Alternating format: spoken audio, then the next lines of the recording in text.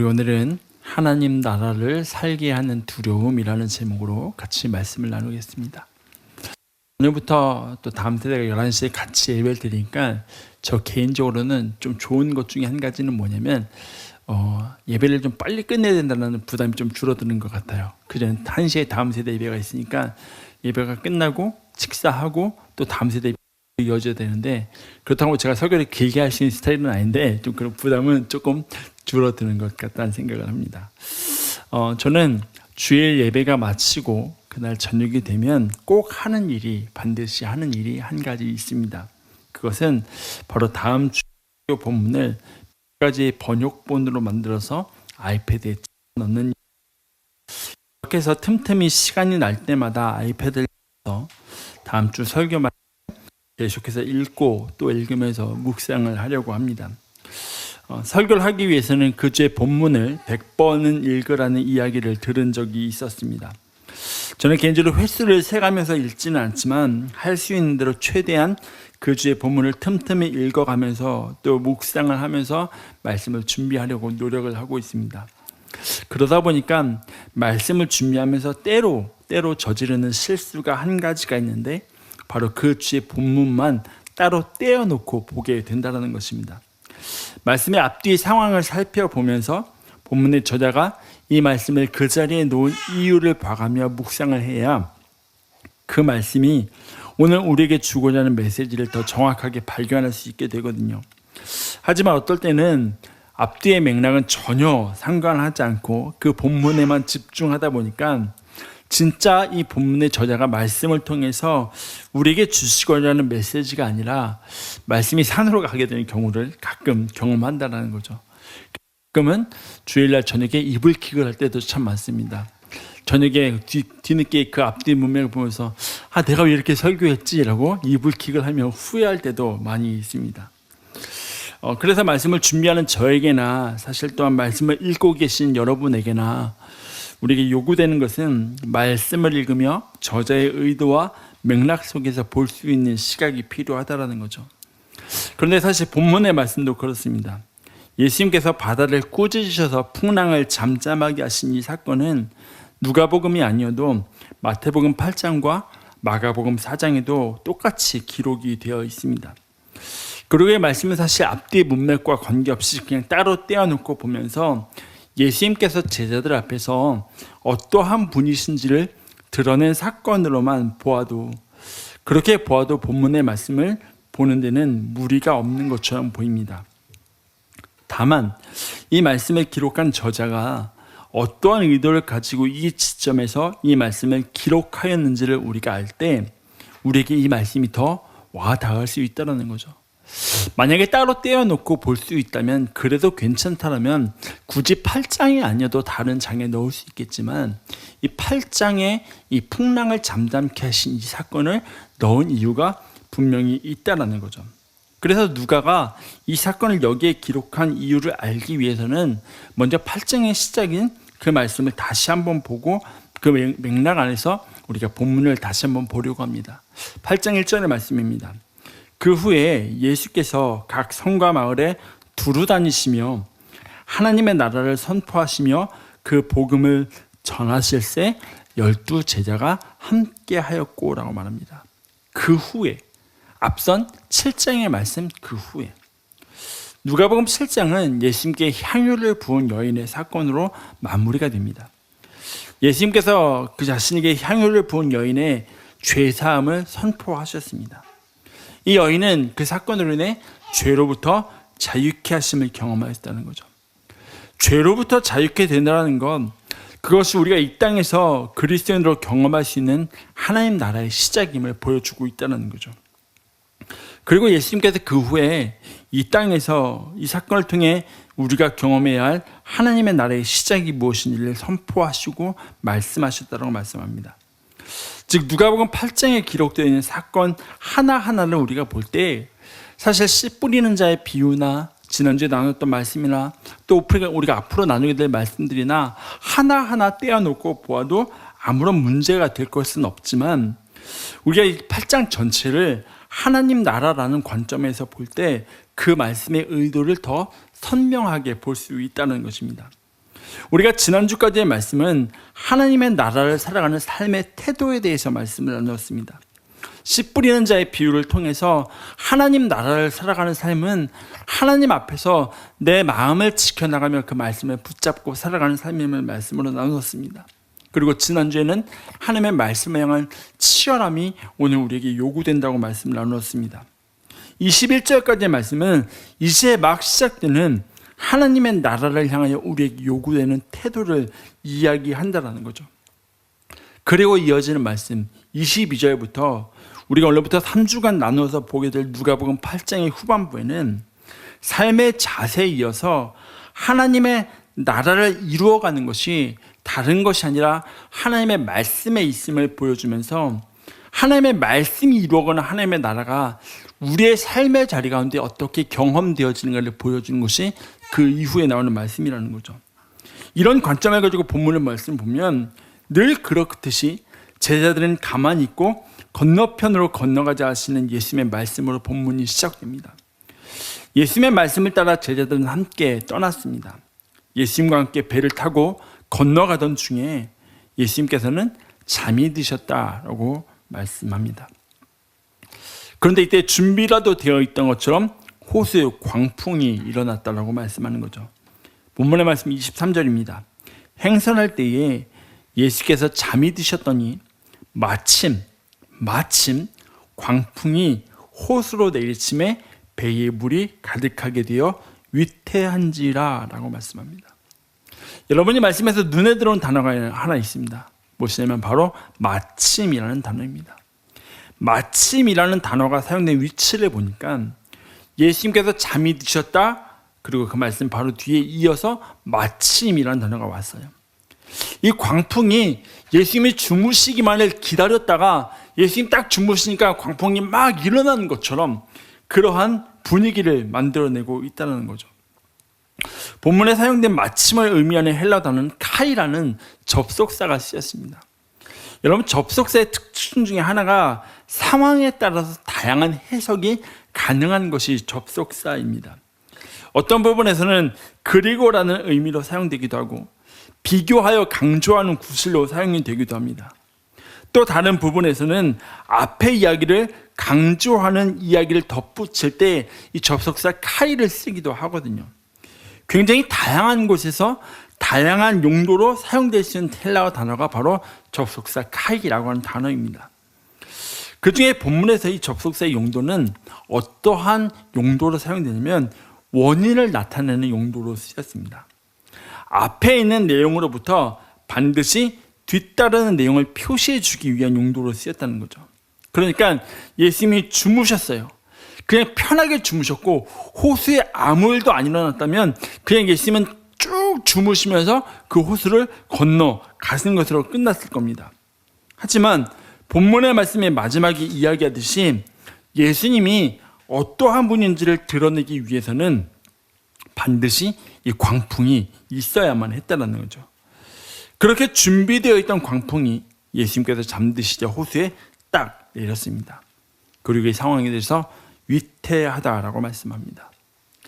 위태한 상황이 되는 것은 여러분 그 배에 있는 제자들이나 그 배를 타고 주무시고 계시던 예수님이나 같습니다. 그런데 나타나는 반응은 다르다라는 거죠. 그 풍랑 속에서 예수님은 여전히 주무시고 계시고 제자들은 우리가 죽겠다고 하며 호들갑을 떨고 있는 모습을 우리는 보게 됩니다. 그리고 예수님 깨워요. 예수님, 우리가 죽게 되었습니다. 여러분, 이 모습이 좀 아이러니하지 않습니까? 제자들의 대부분은 어부 출신입니다. 누구보다도 호수에 대해서 익숙한 사람들이고 어쩌면 익숙함을 넘어서 그 환경에 대해서 능숙하게 대처해야 하는 사람들이 제자들입니다. 하지만 오히려 이들은 예수님을 향해 우리가 죽겠습니다. 우리 죽게 생겼어요 라고 말하면서 주무시고 계신 예수님을 깨운다는 거죠. 그때 제자들의 말에 깨어나신 예수님께서 바다를 향해 꾸짖으셨다라고 이야기해요. 24절의 말씀입니다. 제자들이 나와 깨어 이르되 주여 주여 우리가 죽겠나이다 한데 예수께서 잠을 깨사 바람과 물결을 꾸짖으시니 이에 그쳐 잔잔하여 지더라고 얘기합니다. 여러분, 요나서를 보면 니느웨로 가라는 하나님의 말씀 앞에 다시스로 향하는 배를 탔던 요나는 그 배가 풍랑을 만나게 됩니다. 이 풍랑 속에서 요나는 배 가장 밑바닥에서 잠을 자고 있었고, 선장은 자고 있는 요나를 깨워서 이 풍랑을 위하여 너희 하나님께 기도하라고 재촉합니다. 이미 배에 있던 많은 사람들은 저마다 자기의 신에게 기도를 드리고 있던 상황이었습니다. 하지만 풍랑은 가라앉을 기미가 보이지 않았습니다. 그때 사람들이 이야기해요.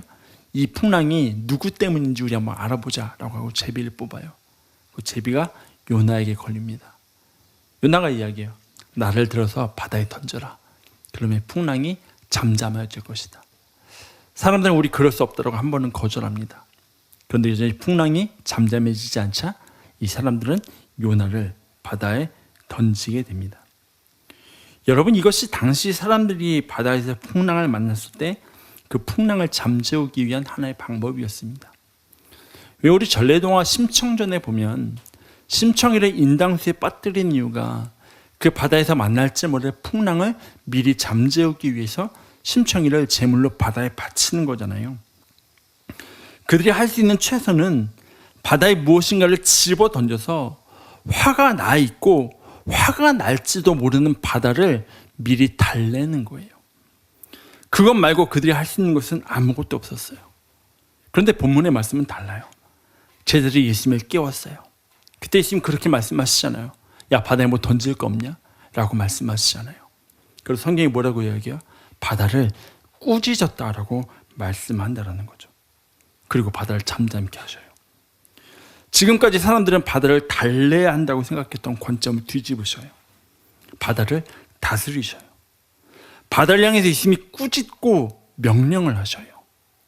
여러분, 꾸짖고 명령을 한다는 것은 상하 관계가 정확하다는 겁니다. 아이들이 부모님을 향해서 꾸짖지 못해요. 반항하는 거죠. 그런데 예수님이 바다를 향해서 꾸짖으셨다는 것은 상하 관계가 명확하다는 거죠. 그 바다의 자연의 이치 위에 예수님이 계시고 그것을 다스리시는 분임을 명확하게 드러내신 것이라는 거죠. 그런데 다른 무엇이 아니라 말씀으로. 무력도 아니고 재력도 아니고 힘도 아니고 그냥 그분의 말씀으로. 여러분, 오늘 우리가 살아가는 이 시대는 사람이 자연을 다스릴 수 있다고 오해하며 살아가는 시대를 우리는 살아갑니다. 우리가 품종을 개량해서 우리가 원하는 식물을 만들어낼 수도 있고, 비가 너무 내리지 않으면 우리가 하늘에 올라가서 비에 씨를 뿌려서 인공강으로 비를 내릴 수 있는 시대를 살아간다고 이야기합니다. 필요에 따라서는 댐을 만들어서 물을 가두었다가 흘려보내기도 하고, 바람을 이용해서 전기를 만들어내는 시대, 우리가 자연보다 위에 있다고 스스로 자부하는 시대를 우리는 살아가고 있습니다. 여러분, 그런데 아이러니한 게 뭔지 아십니까? 비가 정말 많이 내리는 지역에 가서는 그 비를 막을 길은 없다는 거죠. 비가 내리지 않는 지역에 가서 인공강우 기술을 이용해서 아주 조금이나마 비를 내리게 할 수는 있지만 폭우가 내리는 그 폭우를 막을 길은 우리에게 없다는 거죠. 그게 우리가 가진 한계라는 것입니다. 그리고 우리는 그 한계 앞에서 사실 두려움을 느낄 때가 참 많은 것이 사실입니다. 여러분, 그런데 한번 돌아보세요. 우리의 삶에서 많은 부분이 우리는 두려움을 가지고 살아갑니다. 그런데 그 두려움은 아직 일어나지 않은 일에 대한 두려움을 향할 때가 더 많은 게 사실입니다.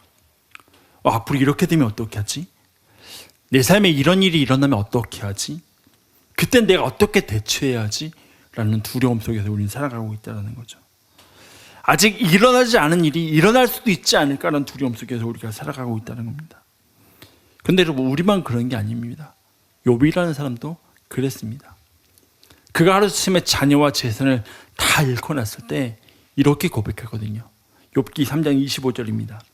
내가 두려워하는 것이 내게 임하고 내가 무서워하는 그것이 내 몸에 미쳤구나라고 이야기해요. 이미 욥이 재산을 다 잃기 전에, 자녀를 잃고 몸에 종기가 나기 이전에 이미 욥에게는 그것에 대한 두려움이 늘 있었다라는 것입니다. 그리고 실제로 그가 생각하고 두려워하던 일을 당했을 때 그의 무력함이 드러납니다. 할 수 있는 일이 아무것도 없었어요. 그런데 풍랑 앞에서 우리가 할 수 있는 건 역시 아무것도 없다는 거죠. 앞에서도 말했지만 바다에 능숙할 것이라고 생각했던 그 제자들마저도 그 풍랑 앞에서 아무것도 하지 못했음을 우리가 보게 됩니다. 그저 그들이 할 수 있는 것은 단 하나, 예수님을 깨우는 일. 그것이 그들이 할 수 있는 일의 전부였습니다. 여러분, 대개 우리는 그럴 때 우리의 무기력함을 느끼게 됩니다. 내 힘으로 할 수 있는 일이 없음을 보게 될 때. 근데 예수님께서 일어나셔서 바다를 잠잠케 하셨습니다. 다른 것도 아니고 말씀으로. 여러분, 이게 말씀이 가진 힘입니다. 우리의 삶에 당면한 풍랑을 잠잠케 하는 능력이 말씀에 있다는 거죠. 찬송가 182장 강물같이 흐르는 기쁨이란 찬양, 제가 굉장히 좋아하는 찬송가거든요. 그 찬송가의 가사에 보면 후렴이 이렇게 고백해요. 주님 주시는 참된 평화가 내 마음속에 넘치네. 주의 말씀에 거센 풍랑도 잠잠하게 되도다. 다른 것에 풍랑이 반응하는 것이 아니라 주의 말씀에 거센 풍랑이 잠잠하게 된다는 거죠. 여러분, 오늘 우리에게 말씀이 있습니다. 그 말씀을 가지고 살아가는 저와 여러분의 삶의 자리 가운데 우리의 풍랑을 잠잠케 하시는 주의 놀라운 은혜가 경험되는 삶의 여정 되시길 주의 이름으로 소원합니다. 예수님께서 바다를 잠잠케 하셨습니다. 그러자 제자들에게 변화가 일어납니다. 그것은 두려움의 대상이 바뀐 겁니다. 처음에 그들은 풍랑을 두려워하며 우리가 죽겠나이다라고 고백합니다. 그런데 이들이 예수님을 바라보며 두려워하여 이야기합니다. 풍랑을 향한 두려움과 예수님을 향한 두려움은 분명한 차이가 있습니다. 여러분, 보통 우리는 두려움의 대상을 할 수만 있다면 가까이 하려 하지 않습니다. 할 수만 있다면 멀리하고 싶어 합니다. 피할 수 있다면 피하고 싶어 합니다. 그런데 제자들이 예수님의 권능 앞에 느끼는 두려움은 그저 부정적인 감정으로서 느끼는 두려움이 아니었다는 거죠. 이들이 느끼는 두려움은 예수님이 어떠한 분인지를 정확하게 깨닫게 되는 사건이었습니다. 여러분, 지금까지 보세요. 이들이 예수님의 제자로 부르심을 받은 이후 이 자리까지 오며 많은 일들을 경험했지만 어디까지나 제3자의 입장이었습니다. 그런데 지금은 달라요. 이들은 직접 풍랑 속에 있습니다. 그리고 예수님의 말씀이 풍랑을 잠잠케 하심을 이들이 경험합니다. 이 사건을 통해서 이들은 예수님에 대한 두려움을 갖게 됐다고 말해요. 그런데 다만 이들에게 있어서 이 두려움은 단순한 무서움이 아니었습니다. 예수님 더 이상 가까이 하면 안 될 뿐이구나 라는 생각이 아니었다는 거죠. 여러분, 대부분의 바리새인과 서기관들의 특징이 뭔지 아십니까? 예수님의 능력을 보고도 저가 귀신의 신 바알세불로 힘입어서 이런 일을 행한다라고 하면서 예수님을 피해 가려고 했던 사람들입니다. 그런데 제자들은 예수님을 향한 두려움을 갖게 돼요. 그리고 이들이 갖고 있는 두려움은 예수님을 향한 경외함으로 발전해 간다는 거죠. 풍랑을 향하던 두려움이 예수님을 향한 경외함으로 바뀝니다. 이것이 말씀이 이루는 하나님 나라의 모습이라는 거죠. 우리는 여전히 세상을 향한 두려움을 가지고 살아갑니다. 세상을 향한 불안함을 가지고 살아갑니다.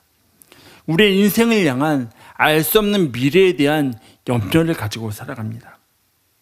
그런데 하나님의 나라를 살아가는 삶은, 말씀이 우리의 삶에 이루어가는 하나님의 나라는 세상을 향한 두려움이 하나님을 향한 경외함으로 바뀌게 된다는 거죠. 그것이 가능한 이유가 있습니다. 그것은 우리의 삶의 자리 가운데 예수님이 계시기 때문이라는 거죠. 본문의 말씀과 평행 구절이 되는 마가복음을 보면 그 당시 그 바닷가의 상황에 대해서 이렇게 이야기합니다. 마가복음 4장 35절과 36절입니다. 그날 저물 때에 제자들에게 이르시되 우리가 저편으로 건너가자 하시니 그들이 무리를 떠나 예수를 배에 계신 그대로 모시고 가매 다른 배들도 함께 하더라. 여러분, 제자들이 배를 타고 건너가던 그 바닷가에는 제자들과 예수님이 탄 배만 있었던 것이 아니라 분명 그 풍랑의 자리에는 다른 배들도 함께 있었습니다. 여러분, 우리가 살아가는 삶의 자리는 우리만 어려운 게 아니라 모든 사람이 다 어렵게 풍랑 속에서 살아갑니다. 그런데 가장 큰 차이가 있다면 제자들이 탄 배에는 깨울 예수님이 계셨다는 거죠. 그 풍랑을 잠잠케 하시는 예수님이 그 자리에 함께 하시다는 거죠. 똑같이 우리가 풍랑 속의 세상을 살아가지만 우리가 근데 두렵지 않게 살아갈 수 있는 이유는 우리가 가진 게 있고 우리가 능력이 있어서가 아니라 우리의 삶의 자리 가운데 예수님을 깨울 기도가 있기 때문이라는 거죠. 여러분, 우리 안에 참 많은 두려움들이 있습니다. 가보지 않은 길에 대한 두려움이 있고 여러 상황과 환경에 대한 알 수 없는 두려움들이 있습니다. 그런데 그 두려움은 주로 위협이나 위험에 대한 불안감을 뜻합니다. 건강에 대한 염려와 두려움, 재정에 대한 두려움, 자녀에 대한 두려움. 앞에서도 말했듯이 우리는 아직 일어나지 않은 일에 대한 참 많은 고민과 염려와 불안을 안고 살아갑니다. 여러분, 그런데 경외함은 다릅니다. 경외함은 우리가 쉽게 두렵고 떨리는 마음으로 섬기는 것이라고 말합니다. 그런데 그 경외함은 강력한 대상을 향하는 것입니다. 아무에게나 향하는 게 아닙니다. 그냥 무작정 힘이 있는 대상이라고 해서 경외함을 갖는 것이 아닙니다. 두려움이라는 부정적인 감정을 넘어서 그 앞에 내가 모든 것을 내려놓는 그 대상을 향한 경외함이라는 거죠. 하나님을 향한 두려움. 하나님의 말씀이 가지고 있는 힘이 바로 여기에 있습니다. 세상을 향한 두려움의 자리에서 눈을 돌려 하나님을 향한 경외함의 자리로 나아가게 하기 때문이라는 거죠. 세상을 향하여 가지고 있던 두려움이 내가 무엇을 의뢰하며 두려워해야 하는 것을 알게 한다는 거죠. 그리고 그 경외함은 하나님의 도우시는 손길을 기대하게 합니다. 왜냐하면 하나님을 경외하는 자에게 주시는 분명한 약속이 있기 때문입니다. 시편 33편 18절과 19절입니다. 여호와는 그를 경외하는 자, 곧 그의 인자하심을 바라는 자를 살피사 그들의 영혼을 사망에서 건지시며 그들이 굶주릴 때에 그들을 살리신도다. 하나님을 향한 두려움, 하나님을 향한 경외함은 우리의 신앙에만 국한되는 것이 아니라 그 하나님을 경외하는 자의 삶을 돌보시는 하나님의 은혜의 손길이 있다는 거죠. 하나님 나라의 삶을 살아가게 하는 힘이 있다는 거죠. 지난 2월에 방영되었던 인간극장에 생수 배달을 하시는 박주흠 목사님과 하아름 사모님의 이야기가 방송에 한번 되었습니다. 이분들은 개척을 하시고 지금은 사역을 하시지 않고 생수 배달을 하시는 분이에요. 이분들의 이야기를 찾아보던 중에 새롭게 하소서에도 출연을 하셔서 개척에 대한 이야기를 하시는 장면을 보게 되었습니다. 본래 목사님께서는 한 번도 주도적으로 삶을 꾸려보신 적이 없어서 스스로 뭔가 결정을 해보신 적이 없다라는 거예요. 그래서 이 개척의 문제가 내가 개척을 하냐 개척을 하지 않느냐가 목사님의 삶에 있어서는 첫 번째 뭔가 스스로 결정하는 일이었다고 합니다. 그때 사모님께서는 목사님의 결정을 지지하고 싶은 마음에 이렇게 말씀하셨다는 거예요. 여보, 실패하면 어때? 교회가 문 닫으면 어때? 한번 해봐. 사실 대부분의 개척교회 목회자들이 가지고 있는 두려움은 다른 두려움이 아니라 실패에 대한 두려움 아닐까 하는 생각을 해보게 됩니다. 부끄러운 고백이지만 저 역시 그 부분에서 자유롭지 못한 것은 사실인 것 같아요. 그런데 오늘 말씀을 준비하는 건데 하나님이 제 마음을 계속 노크하고 두드리시는 거죠. 야, 너의 사역이, 너의 믿음의 걸음의 여정이 실패에 대한 두려움으로 인한 그렇게 끌려가는 사역이라면 너는 그냥 한 주 버텨내는 것밖에 더 되지 않냐? 네가 진짜 이 공동체를 통해서 나는 네가 하나님의 나라를 경험하기 원하는데 너는 그냥 실패에 대한 두려움 하나 가지고 성공이라는 것 그것만 바라보고 달려가고 있지 않냐라는 제 마음의 물음을 계속해서 주시는 거예요. 그러면서 하나님 저한테 소망을 주시더라고요. 하나님, 이 사역을 해나가는 과정 가운데 내가 실패에 대한 두려움이 아니라 이 공동체를 붙잡고 계신 하나님의 마음에 민감하고 하나님을 향한 두려움 가운데 우리 공동체 안에 이루시는 하나님의 나라를 온전히 경험하는 사역의 여정이 되게 하여 주시옵소서. 하나님, 실패에 대한 두려움 때문이 아니라 하나님을 향한 경외함으로 인해 하나님을 향한 두려움으로 오늘도 내가 하루하루를 한 주 한 주를 살아가며 그 안에서 하나님의 나라를 경험하게 하여 주시옵소서라는 기도가 계속해서 하게 하시더라고요. 여러분, 우리의 삶의 자리는 우리가 알 수 없는 내일에 대한 두려움이 있을 때가 있습니다. 그런데 여러분, 저와 여러분의 삶의 자리의 두려움이 하나님 향한 두려움으로 바뀌어서 그 과정 가운데 우리의 삶에 하나님의 나라를 경험하게 하시는 귀한 은혜가 있으시길 주의 이름으로 축원합니다. 다만 여러분, 그 사실을 잊지 마십시오. 저와 여러분의 삶의 자리 가운데 하나님에 대한 두려움이 생길 때는 말씀의 능력을 경험했을 때입니다. 말씀이 여러분의 삶의 자리 가운데, 저의 삶의 자리 가운데 살아 일하실 때 우리는 그 말씀 앞에 하나님에 대한 경외함을 갖게 되고, 그 말씀을 통하여 우리의 삶의 자리 가운데 풍랑을 잠잠케 하시며 이루어 가시는 하나님의 나라를 경험하며 살아갈 수 있는 것입니다. 이제 말씀을 마무리하려고 합니다. 하나님의 나라를 살아가는 것에 대한 우리가 오해가 있다면 우리의 삶의 모든 문제가 해결되고 아무런 걱정 근심이 없이 살아가는 것이라고 생각을 합니다. 저도 그렇습니다. 아니, 하나님의 나라를 살아간다고 하는데 걱정하는 게 맞나? 두려움을 가지고 살아가는 게 맞나? 그게 진짜 하나님의 나라인가라는 고민을 하게 된다는 거죠. 그렇게 해본다면 사실 예수님 시대에도 예수님께서 선포하시며 가르치셨던 그 하나님의 나라를 실제로 경험했던 사람들은 극소수가 아닐까? 로마의 압제에서 살아가면서 한치 앞을 알 수 없는 삶을 살아갔던 그 사람들의 삶, 극한 질병이 들었음에도 불구하고 의사를 찾아갈 수 없이 끔찍한 지옥의 삶을 살아가야만 했던 그 사람들의 삶, 지금도 그렇고 말입니다. 우리의 눈에 보이진 않아도 삶에 아무런 소망이 없이 절망 가운데 빠져 살아가는 이들에게 하나님의 나라는 그저 하나의 헛된 소망밖에 되지 않을까라는 고민을 하게 됩니다. 그런데 오늘 말씀을 준비하면서 그런 생각이 들었습니다. 하나님의 나라를 살아간다는 것은 다른 것이 아니라 말씀이 있기에 그 말씀을 의지하여 하나님을 바라며 살아가는 것이 하나님의 나라를 살아가는 것 아닐까? 세상을 향한 수많은 두려움들이 있겠지만 그거 다 물리치고 하나님을 향한 두려움 가지고 살아가는 것, 그 안에서 하나님의 나라를 경험하는 것 아닐까? 그 말씀이 있기에 주의 말씀이 거센 풍랑도 잠잠하게 하도다.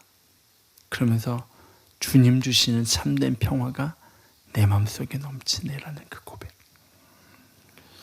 그리고 그 하나님의 나라를 전해야 할 사명이 우리에게 있다라는 거죠.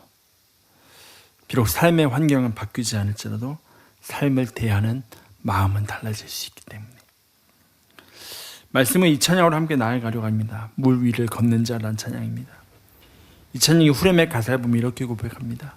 주님 여기 계시기에 이 깊은 바다가 반석이 되고, 주님 여기 계시기에 반석 위를 내가 걸어, 주님 여기 계시기에 저 파도가 반석이 되고, 주님 여기 계시기에 반석 위를 내가 걷습니다. 여러분, 사람들은 물 위를 걷는다라고 하면 그 무서워서 어떻게 걸어? 그 두려워서 어떻게 걸어라고 이야기합니다. 불안하지 않아? 언제 빠질지 모를 그 바다 위를 걸어가는 것 위험천만한 일 아니야 라고 이야기합니다. 여러분, 그런데 우리의 삶의 자리가 그렇습니다. 바다 위를 걸어가는 것 같습니다. 하지만 그리스도의 삶 역시 물 위를 걸어가면서도 하나님의 나라를 살아갈 수 있는 이유는 그 바다를, 그 파도를 반석으로 바꾸시는 말씀이 있기 때문입니다. 그래서 우리는 또 새로운 한 걸음을 내디디며 알 수 없는 환경에 대한 두려움이 아니라 하나님을 경외하는 자에게 주실 은혜를 기대하며 나아갈 수 있는 것입니다.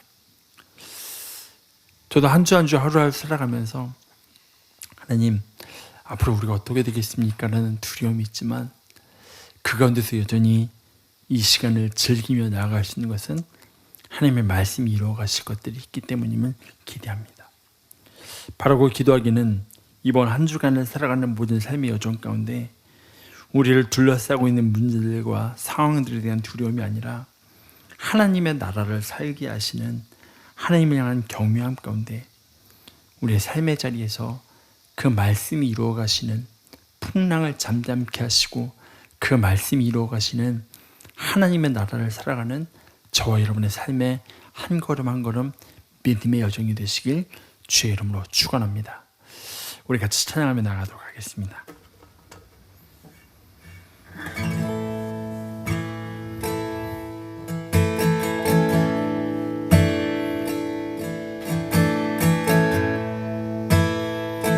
주님 나를 부르시니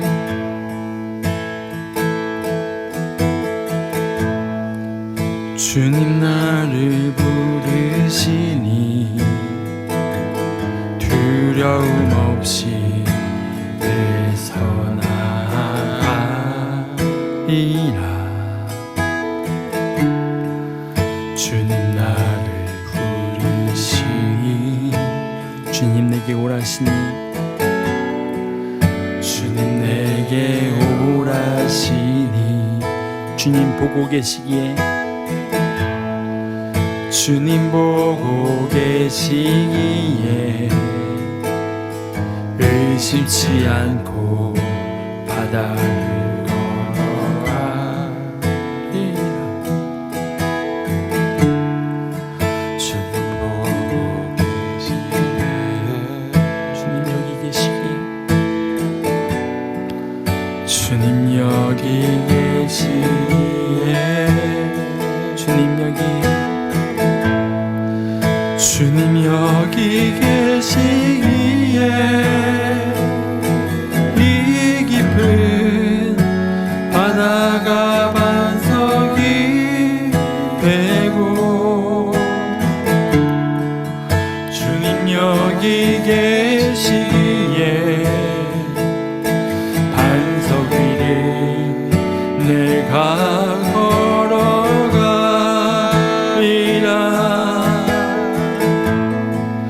주님 여기 계시기에 저 거친 파도가 반석이 되고 주님 여기 계시기에 반석 위를 내가 걷습니다. 우리 처음부터 한 번만 더 합시다. 주님 나를 부르시니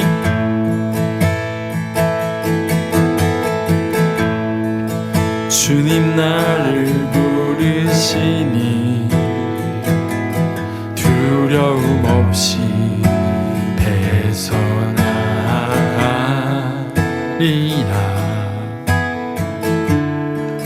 주님 나를 부르시니 주님 내게 오라시니 주님 내게 오라시니 주님이 보고 계십니다. 주님 보고 계시기에 의심치 않고 바다를 걸어가리라. 주님 보고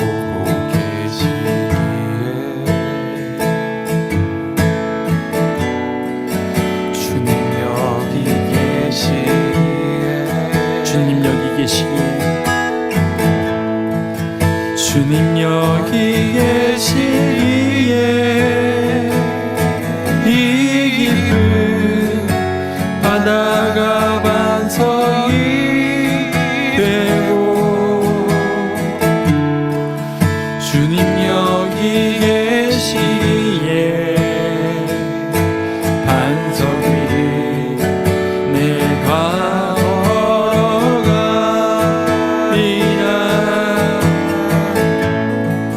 주님 여기 계시기에 이 거친 파도가 반석이 되고 주님 여기 계시기에 반석 위를 내가 걷습니다. 네, 한번 같이 그렇게 기도했으면 좋겠습니다. 여러분 우리 안에 어떤 두려움이 있으십니까? 거친 파도에 대한 반석이 두려움이 있으십니까? 근데 예수님은 야 뭐 쫄보처럼 무서워하냐? 그냥 가라고 하시는 게 아니라 말씀으로 거친 파도를 반석이 되게 하셔서 우리로 가게 하시는 분이십니다. 그 하나님에 대한 경외함으로 우리가 살아갔으면 좋겠습니다. 하나님 그 하나님에 대한 두려움으로 내가 하루하루 살아가겠습니다. 그리할 때에 나의 삶의 자리를 둘러싸고 있는 두려움들이 많이 있지만 그 안에서 거친 파도가 반석이 되게 하신 하나님으로 인해 내가 오늘도 하나님의 나라를 경험하며 살아가는 삶이 되게 하여 주시옵소서. 우리 그런 기도 제목 가지고 같이 하나님 앞에 기도하며 나가도록 하겠습니다. 기도하겠습니다. 하나님 감사합니다. 오늘도 우리가 하나님의 은혜 앞에 나아가게 하시고 주의 말씀 앞에 서게 하시며 하나님 주께 더 가까이 나가 주를 간구하며 주의 얼굴을 구하게 하시니 하나님 감사드립니다. 하나님 주님 보고 계시기에 하나님 의심치 않고 바다를 걸어가겠습니다. 주님 두려움이 있지만 하나님 무서움이 있지만 세상을 향한 무서움 바다를 향한 두려움을 다 내려놓고 주님 보고 계시기에 거친 바다를 깊은 바다를 반석이 되게 하시는 주의 말씀이 있으시기에 오늘도 그 말씀 앞으로 나갑니다. 하나님 그것을 통해서 우리의 삶의 자리 가운데 하나님의 나라를 경험하며 살아가게 하여 주시옵소서. 하나님 우리의 삶의 자리 가운데 이루시는 하나님의 나라를 경험하며 살아가게 하시고 하나님의 일하시는 은혜를 경험하며 살아가게 하시고 하나님 우리의 삶의 자리 가운데 역사하시는 하나님의 놀라운 은혜를 경험하며 살아가는 삶이 되게 하나님 도와주시옵소서. 하나님 그래서 우리가 가지고 있는 두려움이 아니라 세상을 향한 두려움이 아니라 우리가 가지고 있는 두려움이 우리의 환경에 대한 두려움이 아니라 하나님을 향한 두려움이 되어서 그 두려움 가운데 우리가 이 땅 가운데서 하나님의 나라를 살아가게 하시는 놀라운 은혜를 경험하는 삶의 여정 믿음의 여정 되게 하나님 도와주시옵소서. 그렇게 하나님 우리의 삶의 여정이 이 땅 가운데서 하나님의 나라를 경험할 수 있도록 하나님 도와주시옵소서. 주께서 우리 가운데 일하시기도 합니다. 주께서 우리 가운데 역사하시기도 합니다. 주께서 우리 가운데 임재하시기도 합니다. 하나님 우리의 삶의 자리 가운데 하나님의 살아계심을 경험하며 하나님의 일하심을 경험하며 하나님의 임재하심을 경험하며 하나님의 신실하심을 경험하며 하나님의 온전하심을 경험하며 그렇게 살아갈 삶이 되게 하나님 도와주시옵소서. 하나님 우리에게는 두려움이 있습니다. 알 수 없는 내일에 대한 두려움이 있고 알 수 없는 환경에 대한 두려움이 있고 우리가 컨트롤할 수 없는 그 상황에 대한 두려움들이 있습니다. 하나님 그런데 그 두려움으로 인하여 우리가 예수님을 보지 못하는 것이 아니라 그 두려움을 가지고 기도하며 주께 가까이 나갈 때에 우리의 풍랑을 잠잠케 하신 주의 말씀의 능력을 경험하게 하시고 세상을 향한 우리의 두려움이 하나님을 향한 경외함이 되어서 주의 말씀이 우리의 삶을 하나님의 나라를 살아가게 하시는 놀라운 은혜를 경험하는 하루하루의 삶이 되게 주님 도와주시옵소서. 여전히 우리의 삶의 자리는 파도가 뛰어오는 듯한 풍랑의 삶을 살아가는 것 같지만 하나님 우리가 세상에 휩쓸려 살아가는 것이 아니라 그 가운데서 여전히 우리 향한 신실하신 하나님의 나라를 살아갈 수 있는 그런 삶이 되게 주님 도와주시옵소서. 지금은 우리 주 예수 그리스도의 은혜와 하나님 아버지의 무한하신 사랑하심과 성령의 교통하심이 이 땅 가운데서 하나님의 나라를 살아가기를 결단하며 주의 말씀이 우리 삶의 거친 풍랑을 잠잠케 하시길 기대하며 그 말씀을 의지하여 살아가기를 결단하는 사랑하는 모든 지체들의 삶과 가정과 직장과 일터 위에 걸음걸음 위에 모든 순간 위에 이제로부터 영원토록 함께 하시기를 간절히 축원하옵나이다. 아멘.